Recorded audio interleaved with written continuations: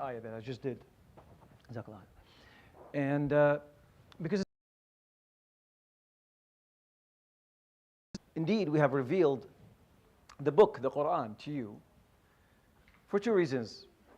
Number one is to fulfill the previous revelation, to confirm the things that the Quran agreed with the previous revelation. On top of it, muhaiminan alayh is a guardian over it, superseding over it. So if you have a story of a prophet or any story in the Quran, and you find a similar story regarding the same people, personality, the same event in a different revelation, if they agree, we accept that. We accept the previous revelation as authentic. If it doesn't, then we pick the Quranic story version of it over the previous revelations story. And there's a number of those regarding Sayyidina Dawood, Sulaiman, mainly Sayyidina Isa. There's a lot of talk in the Bible, for instance, about Sayyidina Isa and Maryam, but we choose the version that of events that came in revealed in the Quran over any other ones. Today I would like to talk about Sayyidina Maryam. And it's a very interesting surah that's named by her name, named Surah Maryam. It's very interesting because it's a Mecca surah. And then someone in the middle of Arabia, really disconnected from all other cultures, except what they see, because Mecca was a commercial center. So things that come, they meet people, but really there's no educational interchange except in tijara and trade. This person goes out of their way to actually talk about a woman that lived 2,000 years. Not his mother, not anyone from the vicinity, but someone who lived 2,000 years ago. So we start with Surah Maryam with verse number 16. When Allah subhanahu wa ta'ala says, وَذْكُرْ فِي الْكِتَابِ مَرْيَمْ. Now remember, O Muhammad, alayhi salatu wasalam, in the book, Maryam, إِذْ انْتَبَذَتْ مِنْ أَهْلِهَا مَكَانًا شَرْقِيًّا. She withdrew from her family, withdrew from everyone. And she picked a place towards the east where she sat in seclusion. And she was concerned, she was focused on the service to Allah subhanahu wa ta'ala. فَاتَّخَذَتْ مِن دُونِهِمْ حِجَابًا. And she always had a separation between her and them, a barrier revealed so she could focus on her ibadah. فَأَرْسَلْنَا إِلَيْهَا رُوحَنَا. And then we sent to her our spirit, which scholars say it's Sayyidina Jibreel. Sayyidina Jibreel. فَتَمَثَّلَ لَهَا بَشَرًا سَوِيًّا. She saw him as a human being, a well-proportioned, normal human being. All of a sudden, in the middle of the seclusion that she's used to, very used to, a young woman, I don't know, 15, 16, 20, 25, a young woman, right? And all of a sudden, there's this person who shows up. A very natural reaction. So this is what I like. What's actually the internal evidence that we have regarding the Quran, that the sequence of events and the reactions that we have are very human and real. قالت إني أعوذ بالرحمن منك إن كنت تقيا. I seek refuge from the Rahman, from the most merciful. And I want you to fear Allah subhanahu wa ta'ala. Right? I'm a single female, single lady, sitting in this and minding my own business. And all of a sudden, a person shows up. What are your intentions? Basically, this is what she's trying to ask him. Right away, قال إنما أنا رسول ربك لأهب لك غلاما زكيا. That I'm merely a messenger from Allah subhanahu wa ta'ala to give you the glad tidings, the news that you will have a child. قالت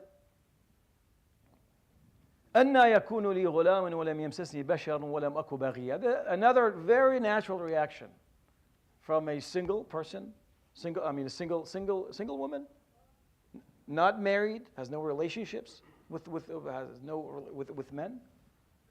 God, how is this going to happen? What are you talking about? What kind of child I'm going to have when I have no intimate contact with men at all. I'm not married. I haven't had any relationship with anyone. How is this going to happen? So the reply comes right away. قال كذلك قال ربك هو علي هين. This is what Allah subhanahu wa ta'ala has decreed. And it's easy for Allah subhanahu wa ta'ala to do that. He doesn't need a reason, and he doesn't need a method for that. وَيَنَجْعَلَهُ آيَةً لِلنَّاسِ, and to make him a sign. See, the Jews at the time were expecting a number of people to come, because they're mentioned in their revelations, and they still are mentioned in the scripture, the old scripture, that we believe that Allah subhanahu wa ta'ala sent. Now man corrupted them or changed or whatever, that's a whole different story, but we believe their previous scriptures, all of us. And they were expecting a savior, a Messiah. They were expecting him. But they were not expecting this. They were expecting a king prophet, like Sayyidina Dawood, who owned everything. Sayyidina Sulaiman, who owned the wind. They were expecting a king prophet, a strong prophet, a conqueror, a prophet with an army, with a kingdom. That's what they were expecting. All of a sudden, now there's this man who doesn't have a father. If you come to me today and say I had a child with no contact, I will never believe you. Just so you know, I'll never believe you, because it's not normal. It's incredible. Well, we believe it solely on the authority of the Quran, because Allah said it. You believe that the Quran is from Allah subhanahu wa ta'ala. We all do. We have enough reason to believe that. So whatever's in it, I believe. I believe it. I don't need anyone else to tell me. There's no scientific method, DNA, whatever. I don't need any of that. Allah said it, I believe it. Even a bigger miracle is Sayyidina Adam, who was created from nothing. At least there's one person that Sayyidina al-Masih was created from. Sayyidina Adam is even a bigger miracle. So all of a sudden now there's نَجْعَلَهُ آيَةً. What kind of ayah? Ayah to Bani Israel. To us too, but to them, to the people who received him. And rejected him immediately, actually. They didn't like it. They were like, no, this is too hard. Too big of a gap, a leap of faith we have to take. We have to believe. Not only, like, you're asking too much, basically. وَرَحْمَةً مِنَّا, and a mercy. وَكَانَ أَمْرًا مَقْضِيًّا. It's a decreed matter, already done. You have no say in it. Sayyidina Maryam, you have no say in it. Immediately, فَحَمَلَتْهُ فَانْتَبَذَتْ بِهِ مَكَانًا قَصِيًّا. Another very, very human and normal reaction. When this happens it hadn't happened to anyone, but if anything that happened, the immediate reaction to you, for you to do when something like this happens, something unexpected, something you can't explain to people easily, the first thing, you run away. And that's what she did. مَكَانًا قَصِيًّا. She carried him in her belly, and she ran away to a far, far place. مَكَانًا قَصِيًّا. Now, scholars differ. They said she immediately gave birth.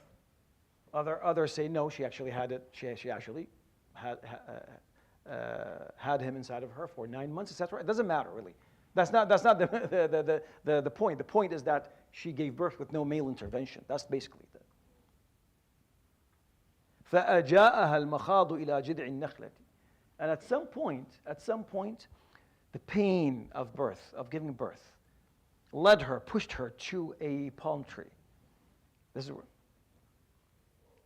And she gave birth at that point. And there she is, a young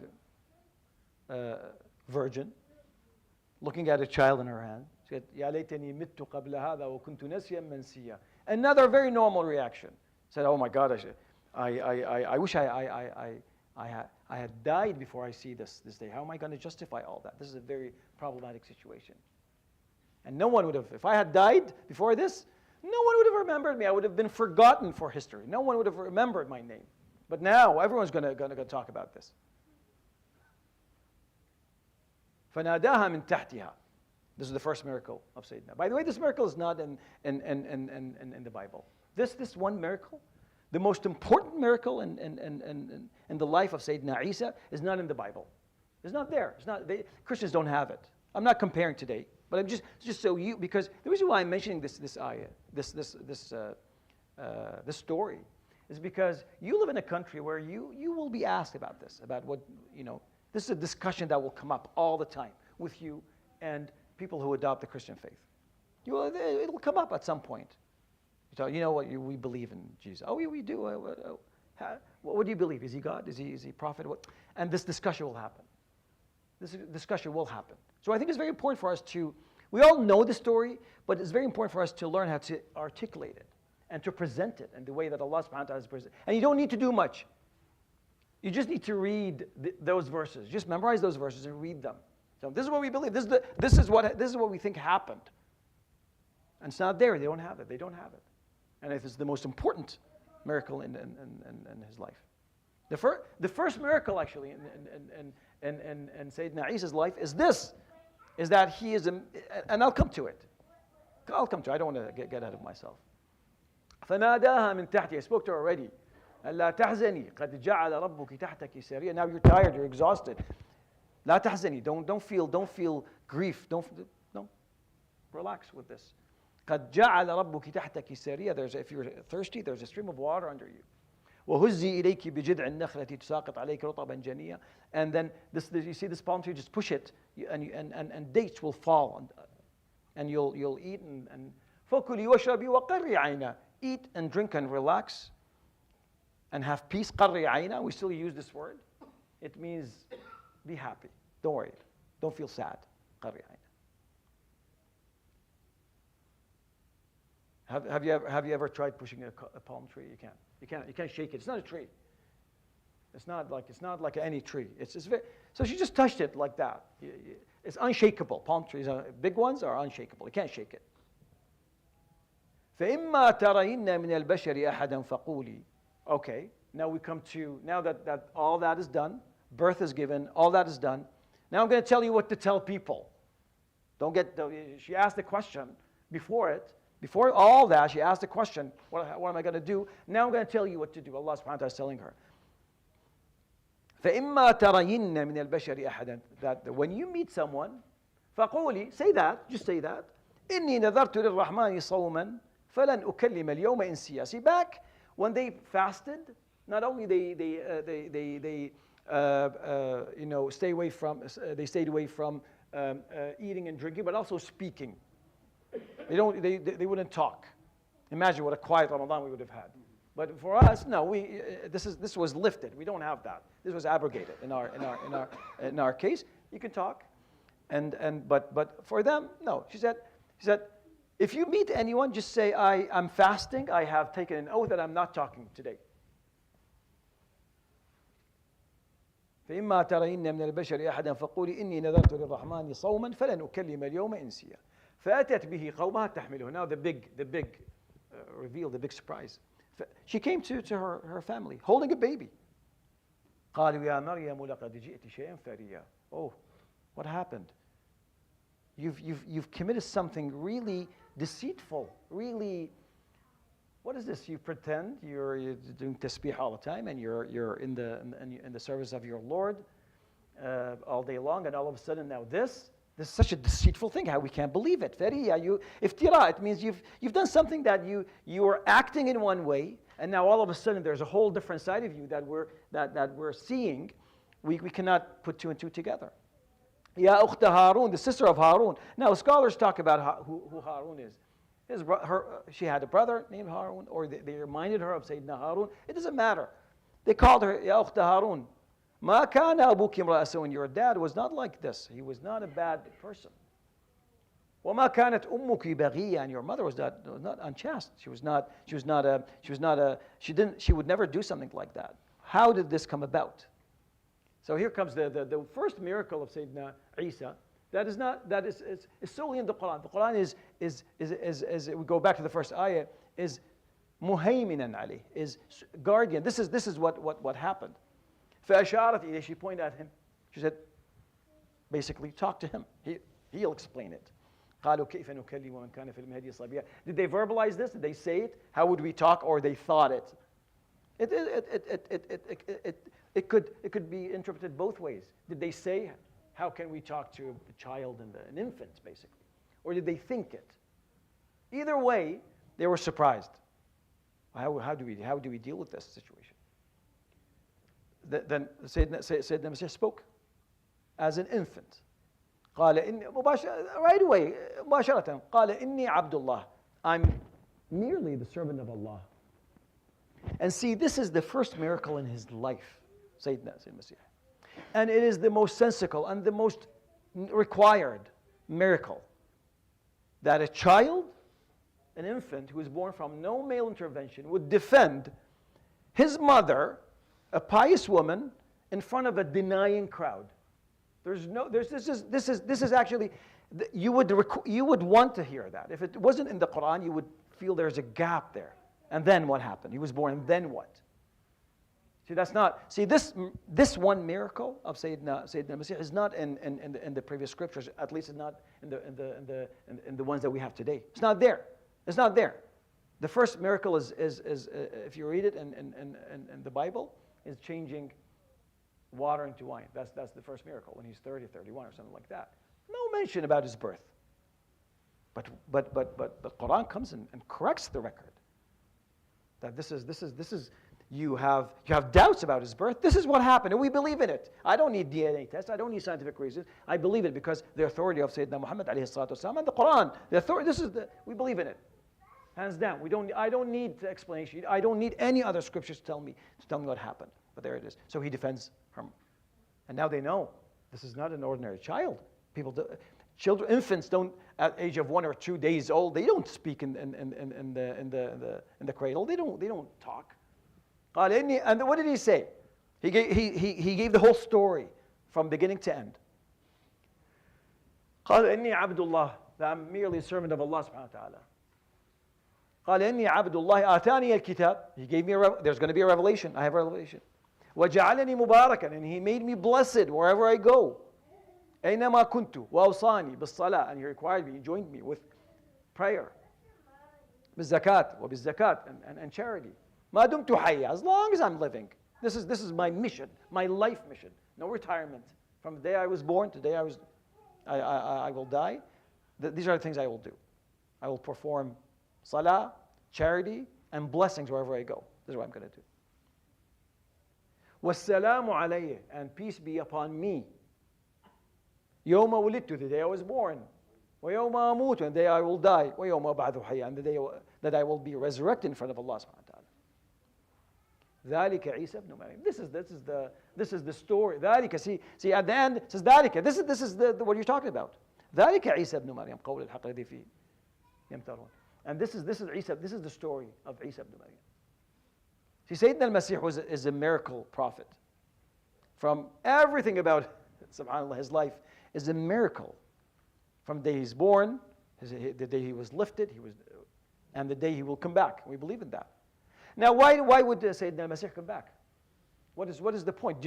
We don't need further rulings and revelations and any of that. We don't need as Muslims. We don't. Allah subhanahu wa ta'ala has finalized اليوم أكملت لكم دينكم, that today the Prophet ﷺ, at some point in his lifetime, a few months before he passed, he stood and he said, Allah subhanahu wa ta'ala says, اليوم أكملت لكم دينكم, that your religion is now complete. That's it.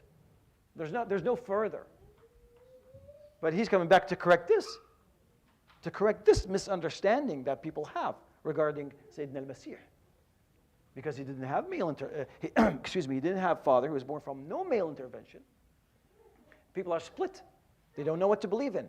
People said that, oh well, there has to be a male intervention. There has to be. It doesn't make any sense. And others say, well, then he doesn't have a male intervention, then he's God. He's Ilah. He has to be. So the Quran comes and corrects the record. Says, no. You're surprised that Sayyidina al-Masih is born without a father? What about Sayyidina Adam, who's born without a mother or a father? Or Sayyidina Hawa, with no mother and no father? How is this more miraculous or more significant than that? Now, I think it's very important for especially the youth to actually read these verses and memorize them in English and Arabic. So you may present it, when you discuss it with your friends, whether they're Christians or non-Christians or even other Muslims who have been disconnected a little bit from this is the way. Because you will be asked about this. And if you're not, then it'll come up at some point. And you'll be doing a disservice to yourself if you don't say, by the way, do you know we also believe in Jesus? We believe in Sayyidina Muhammad. Oh, really, you do? How is that? And all of a sudden it's a conversation. And it's a da'wah that you're performing. All you have to do is just memorize and read the ayat that I shared with you today. Very clear. And this is what Sayyidina Ja'far did, right? You all seen this, right? Sayyidina Ja'far, when he went to Ethiopia, to Abyssinia, he didn't verbalize anything. He didn't use his words. He just read those verses. That's all. Very self-explanatory story that explains itself. You don't have to. We finished a little bit early, so I hope this was of benefit. سبحانك اللهم بحمدك لا إله إلا أنت أستغفرك وأتوب إليك. Today we have there's a. Oh, can I announce that? Okay, there's a. جزاكم الله كل خير. السلام عليكم ورحمة الله. Assalamu alaikum wa rahmatullahi wa barakatuh. As usual on Sundays, we'll be having breakfast, inshallah. So it'll be coming from the kitchen to this room. So please stay around for that, inshallah. Jazakumullah khair.